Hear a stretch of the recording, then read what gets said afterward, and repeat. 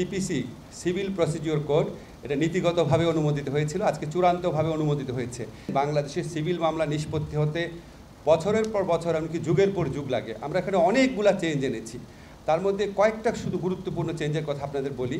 সিপিসিতে আগে হতো কি প্লেইন্ট মানে আরজি, আর প্লেইন্টের উত্তর হচ্ছে রিটেন স্টেটমেন্ট।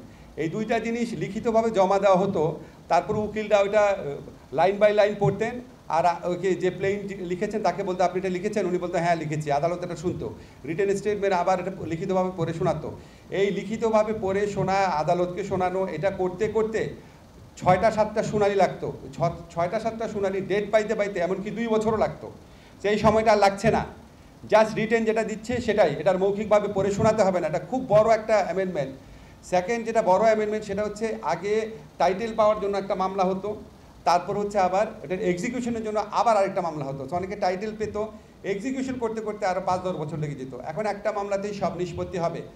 আগে আপনার ইচ্ছা মতো অ্যাডজর্নমেন্ট নেওয়া যেত, 6 বার মুলতবি নেওয়া যেত, এখন সর্বোচ্চ 4 বার মুলতবির ব্যবস্থা করা হয়েছে।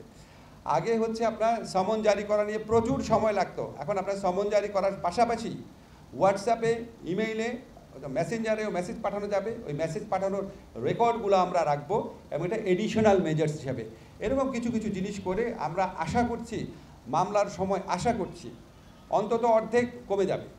আগে যদি আপনার 5 বছর লেগে থাকতো এখন 2.5 বছর হয়ে যাবে, আগে যদি 2 বছর লাগতো তাহলে 1 বছর হয়ে যাবে।